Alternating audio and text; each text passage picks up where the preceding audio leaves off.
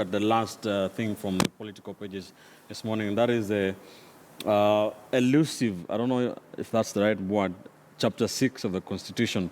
A story on page 8 of the Daily Nation, politicians on the EACC blacklist.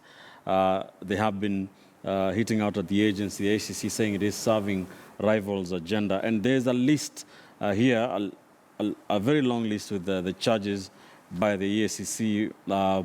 Some of the names that have been put here include that of the Garissa Governor, Nadif Jama, Godana Doe, the Isiolo Governor, Alfred Mutua, the Machakos Governor, Mwangi wa Eria, Muranga, gubernatorial candidate Hassan Nur Hassan, Mandera, Chris Obure, gubernatorial candidate for Kisii, Sospita, Senate, the Kisii Senator, Sospita Ojamong, Busia Governor, Evans Kidero, the Nairobi Governor, of course, Daniel Waithaka, Governor Nyandarua, Kano Rasanga, Siaya, Okoth, a lot of governors, Peter Munya, Mike Mbuvi Sonko, gubernatorial candidate, of course, Granton Samboja, gubernatorial candidate, Anne Waiguru, Gladys Bosolei, Uasin Gishu, woman rep candidate, Peter Kaluma, I think put here for assault for fighting, Peter Shehe, Ganze, Alfred Keter, Nandi Hills for that Weybridge incident, Oscar Sudi,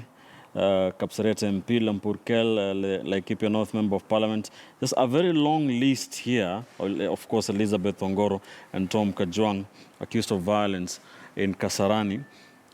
Are we going to see anything happen to these gentlemen and ladies? Actually, I'm one of the most disappointed people with what is happening.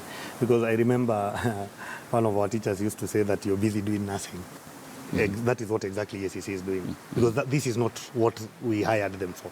Okay. There is due process of law. Article 99 of the Constitution is very clear on what basis you can stop one from vying. And this is not how to go about it. It is about having gone through the due process of law, having been convicted for not less than 6 months, and having exhausted all appeal mechanisms. So why are they giving us premature cases that they know cannot withstand the test of stopping anybody from vying? So these guys haven't done anything. No, the thing is this, they have not met the threshold of being stopped from vying. That is the point. And it is the EACC, the DPP, and the judiciary that need to tighten their bolts, do their work more effectively, so that we can end up having a person who clearly is disqualified as per Article 99. That is someone who's been convicted for more than 6 months and has exhausted all appeal mechanisms, because that is what the law says.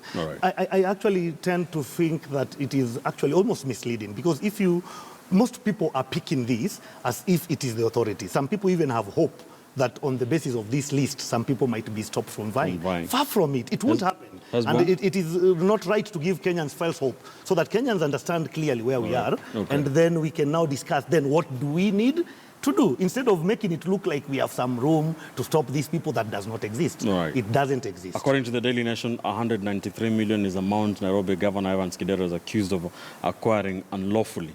What do you think about this, Hezbollah? Let me tell you, I think this is just a lot of noise about nothing, because the due process of the law is enshrined in Article 99 of the Constitution, and a clear reading of that gives you an understanding that the guys who are pushing for this are actually pitting the law against ethics. And when the law is pitted against ethics, the law will always trump and ethics will suffer. And that's the case here, that there is no way you're going to stop these guys on things that have not been concluded in a case, in a court of law. And you cannot say that they need to stand on a moral ground based on what the public opinion thinks about them. Because it is about morality, and then morality cannot be measured. You cannot say that this person is a lot more moral than the other person. And if anything, if we were to stick to this thing, then I think we'd be having a longer list than this. All right. Very quickly, Prof. EACC is defying the Constitution.